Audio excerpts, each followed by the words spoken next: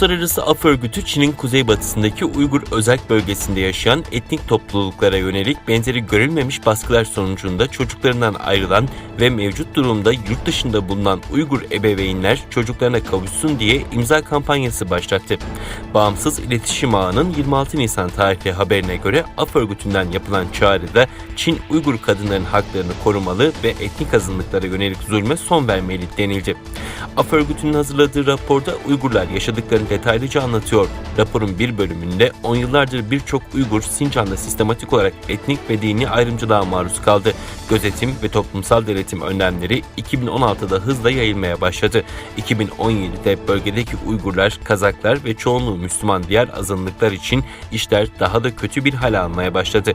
O zamandan beri yaklaşık 1 milyon veya daha fazla insan siyasi telkin ve zorunlu kültürel asimilasyonla dahil olmak üzere çeşitli işkence ve kötü muameleye maruz kaldı. Sincan'daki eğitim yoluyla dönüştürme veya mesleki eğitim merkezlerinde keyfi olarak gözaltına alındılar.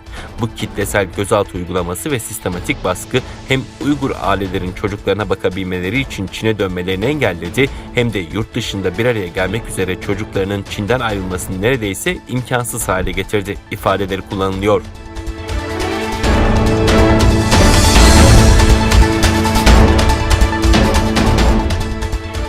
Çin hükümetinin geçtiğimiz aylarda yürürlüğe soktuğu tartışmalı uluslararası sularda Japon gemilerine karşı silah kullanma yetkisi yabancı devletleri de harekete geçirdi. Çin'in bu kararını tehlikeli bulan Japon hükümeti ABD ve Fransa ile söz konusu bölgede ortak tatbikat yapmayı planladığını açıkladı. Japonya Kara Öz Savunma Kuvvetleri'nin ülkenin güneybatısında Çin'in tehditkar faaliyetlerine karşı Fransa ve ABD ile büyük çaplı ortak tatbikat düzenleyeceği bildirildi. Japonya Savunma Bakanı düzenlediği basın toplantısında ülkenin güneybatısındaki Kyushu'da 11-17 Mayıs'ta Fransa ve ABD ile ortak tatbikat düzenlenmesinin planlandığını açıkladı.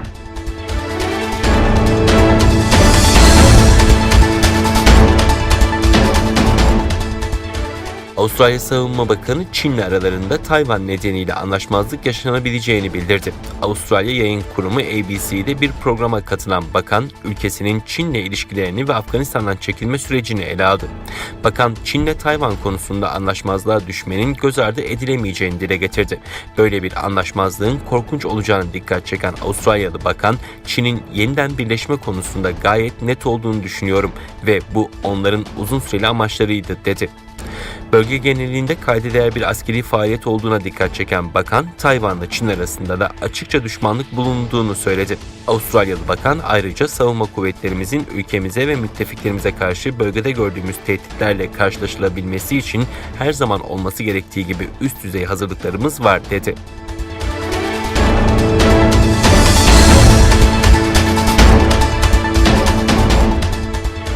Çin Dışişleri Bakanlığı Sözcüsü Wang Wenbin, Çin yönetiminin Batı'nın Moskova'ya yönelik yaptırımları sıklaştırması nedeniyle Rusya'ya verilen desteği artırmayı planladığını belirtti. Wang, tek taraflı yaptırımların uygulanmasına kesinlikle karşıyız. Çin ve Rusya aralarındaki kapsamlı ortaklık ilişkilerini sürdürüyor. Çin Halk Cumhuriyeti ve Rusya devlet egemenliğinin korunması konularında birbirlerine destek olacak dedi ve ABD'nin tek taraflı yaptırımları hegemonyanın bir tezahürü olup yaygın olarak protestolara yol açıyor ifadelerini kullandı.